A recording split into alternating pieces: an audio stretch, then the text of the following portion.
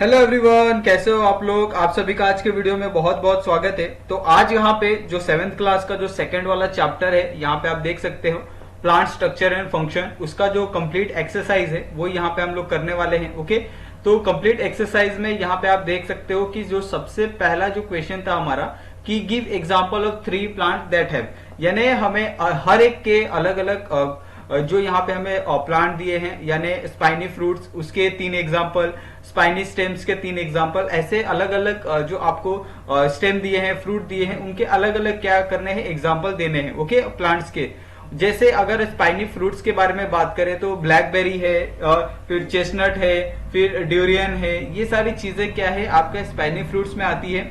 उसी तरह से अगर स्पाइनी स्टेम्स की बात करें तो उसके अंदर है रोज है, कैक्टस है, ब्लैकबेरी है, जिसके जो स्टेम होते हैं वो स्पाइनी होते हैं, यानी उसके ऊपर आपको जो हॉर्न है, कांटे हैं, वो आपको देखने के लिए मिलते हैं। ओके, ठीक है।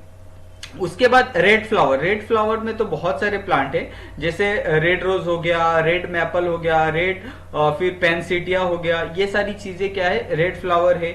येलो फ्लावर में सनफ्लावर हो गया, डेफोडिल हो गया, ब्लैक आई सुसान हो गया, ये सारी चीजें क्या है आपको येलो फ्लावर्स में आती है। और उसके बाद leaf which close at night, तो ऐसे कौन से जो लीफ है जो रात को बंद होते हैं, तो इसका सबसे बेस्ट एग्जांपल है मिमोसा। ओके, फिर ऑक्सिलेट, फिर एल्बिजीरिया। ओके, ये 3 एग्जांपल यहाँ पे आप देख सकते हो। ओके, उसके बाद यहाँ पे और है सिंगल सीडेड फ्रूट। तो सिंगल सीडेड यानी एक सीड वाले कौन कौन से फ्रूट है, जैसे एकॉन है, मैपल है, सनफ्लावर है, जिसके अंदर क्या होते हैं, सिंगल सीड होते हैं। उसके बाद मिनी सीड वाले, जैसे एप्पल के अंदर आपने देखा होगा तो आपको मोर देन 1 सीड उसके अंदर देखने के लिए मिलता है। वाटरमेलन के अंदर number of many of seeds आपको देखने के लिए मिलते हैं। टमाटोस के अंदर आपको नंबर्स ऑफ सीड्स देखने के लिए मिलते हैं। ओके, उसके बाद यहाँ पे आपको दूसरा क्वेश्चन यहाँ पे दिया गया है, observe any one flower and its various part and describe it in your own word. Okay, तो आपको इसको ओन वर्ड्स में डिस्क्राइब करना है, आपको एक फ्लावर्स को देख के। तो यहाँ पे हमने एक रोज का एग्जांपल लिया है और उसको हमने यहाँ पे डिस्क्राइब किया है कि रोज किस तरीके से होता है, उसके पेटल्स किस तरीके से होते हैं। ओके, उसके पेटल्स का किस तरीके से अरेंजमेंट होता है। ओके, उसके बाद उसका रिप्रोडक्शन किस तरीके से है। ओके, उसके बाद अलग अलग उसके फिलामेंट्स के बारे में हमने बात की है, उनके पोलन ग्रेन्स के बारे में बात की है, उसके कलर्स के बारे में बात किए हैं। ओके, इसके फ्लावर्स के बारे में यहाँ पे हमने बताया है। ओके, उसके बाद वहाँ के स्ट्रक्चर के बारे में, उसके बाद उसके सराउंडिंग के बारे में, उसके स्मेल्स के बारे में। ओके, और उसके ब्लूम के बारे में। ओके, या फिर और भी बहुत सारी चीजें हैं उसके रोज के, वो सारी चीजें यहाँ पे हमने डिस्क्राइब की है। तो आपको ये एक बार रीड करना है। अगर आपने खुद के भी अगर आपने कोई एक प्लांट सजेस्ट किए हैं और उसके बारे में लिखा है तो बहुत अच्छी बात है। ओके, आप उसके साथ कंटिन्यू कर सकते हो। ओके, उसके बाद what are the similarities and the differences.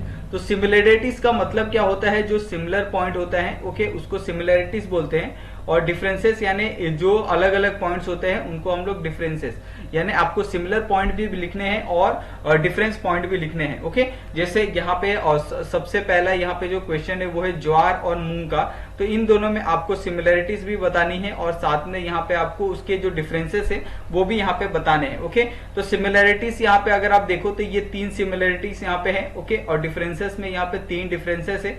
तो इसी तरीके से हमने सिमिलरिटीज और डिफरेंसेस को बायफरगेट किया है। उसी तरीके से जो आपका आंसर है वो आपको लिखना है। ठीक है, उसके बाद हमने ओनियन और कोरिएंडर लिया है। ओनियन और कोरिएंडर यानी सिंपल सा जो आपका धनिया होता है वो, और उसके अंदर आपको सिमिलरिटीज और डिफरेंसेस लिखना है। तो अगर सिमिलरिटीज की बात करो तो यहाँ पे 3 सिमिलरिटीज हमने लिखे हैं और जो 3 डिफरेंसेस है वो यहाँ पे हमने लिखे हैं। ओके, तो आप ये आप गो थ्रू कर सकते हो। उसके बाद leave of banana and mango, यानी जो बनाना होते हैं और लीव्स होते हैं, उसके बाद मैंगो के लीव्स होते हैं, उन दोनों में कंपैरिजन किया है सिमिलरिटीज और डिफरेंसेस में।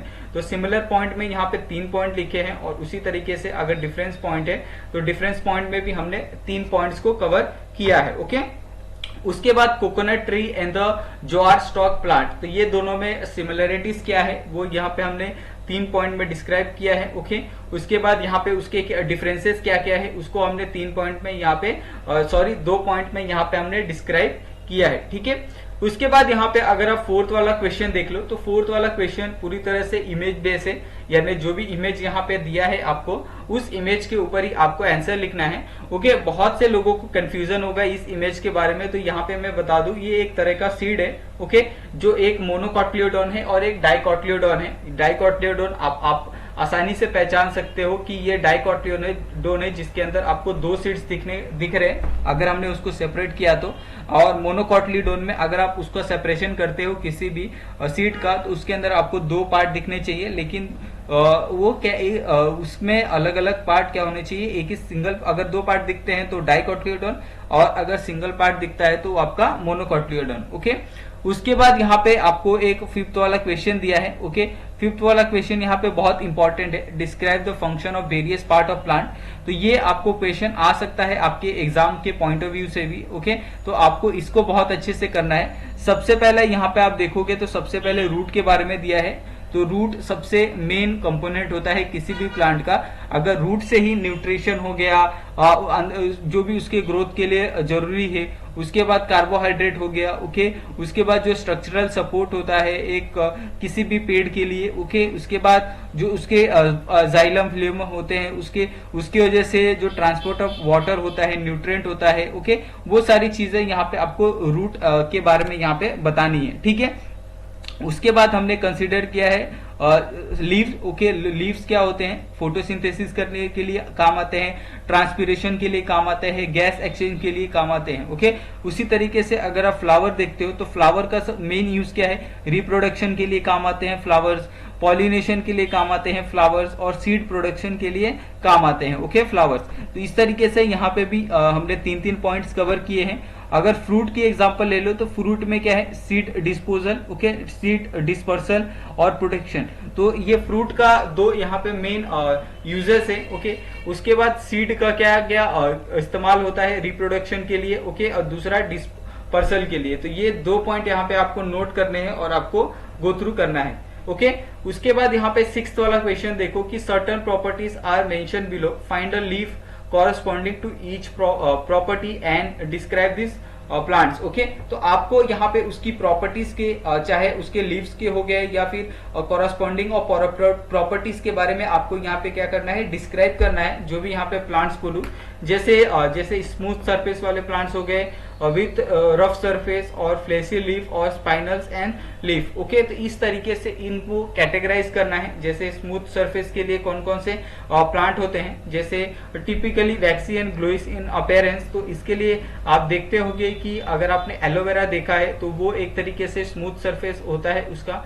ओके, उसके बाद यहाँ पे इस तरीके से आपको ये सारी जो आंसर है वो आपको लिखना है। ठीक है, उसके बाद अगर यहाँ पे अगर आप रफ सरफेस की बात करो तो रफ सरफेस में क्या होता है कि some plant have the leaf with the rough surface which may be due to the trichome और the small hairs covering with the leaf surface. Okay, तो ये basically due to the small hairs on the leaf surface, इसकी वजह से ये rough surface होता है। Okay, उसके बाद यहाँ पे एक नेक्स्ट पॉइंट है फ्लैशी शिप का, जिसके अंदर आप दे सकते हो कि adapted to the store water and the nutrient allowing to the plant to the survivor in the arid or the drought prone environment. Okay, तो इस तरीके से आपको इसका आंसर भी मिल जाता है। With the leaf with the spines, तो लीफ विद द स्पाइंस बहुत सारे प्लांट है जितने भी अगर आप डेजर्ट में रहने वाले प्लांट देख लो, जो कैक्टस या फिर बहुत सारे ऐसे जो प्लांट है जो क्या होते हैं पूरी तरह से स्पाइन से लेस होते हैं। ओके, तो ये एक बहुत ही अच्छा डिफेंस मैकेनिज्म होता है किसी भी प्लांट से, किसी भी प्लांट का। अगर सपोज अगर उसके पास अगर बहुत सारे थॉर्न है, ओके, बहुत सारे कांटे हैं, तो ऑफकोर्स उसके पास बहुत से ये हो जाएगा, उसका बहुत ज्यादा जो उसका डिफेंस मैकेनिज्म है वो बढ़ जाएगा, उसको बहुत कम लोग क्या करेंगे, यूज में लेंगे। तो ये सारी चीजें क्या होती है बहुत आपको देखने के लिए मिलती हैं प्लांट्स के अंदर। ठीक है, तो यहाँ तक आपको बहुत अच्छे से समझ में आ गया होगा। उसके बाद नेक्स्ट यहाँ पे देखो फाइंड द प्लांट पार्ट्स। तो यहाँ पे आपको ये दिया है एक लेटर गेम दिया है, वर्ड गेम दिया है, उसके अंदर आपको वर्ड बनाने हैं। तो पहला यहाँ पे आप देखो कि रूट। ओके, ये आपका पहला है दूसरा यहाँ पे कैलेक्स है, ये आपका कैलेक्स है, तो ये आपका दूसरा हो गया। तीसरा यहाँ पे वेन है, तो यहाँ पे आप देख सकते हो कि वेन यहाँ पे आपको दिखने के लिए मिल रही है, ये हो गया, ये आपका थर्ड पॉइंट हो गया।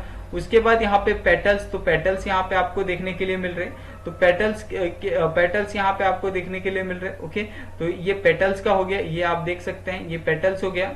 रूट हेयर, तो रूट हेयर यहाँ पे आप लास्ट में देख सकते हो, और बर्ड यहाँ पे आप देखने के लिए मिल सकता है। ओके, तो इस तरीके से यहाँ पे हमने जो टोटल पूरा एक कंप्लीट एक्सरसाइज है प्लांट स्ट्रक्चर एंड फंक्शनल का, वो यहाँ पे हमने कंप्लीट किया है। फिर भी अगर आपको कोई डाउट होगा तो प्लीज आप मुझे कमेंट करके पूछ सकते हो, जो भी आपके डाउट्स है। ओके, और प्लीज आप वीडियो को लाइक करो, चैनल को सब्सक्राइब कर दो। थैंक यू सो मच, मिलते हैं हम लोग नेक्स्ट वीडियो में।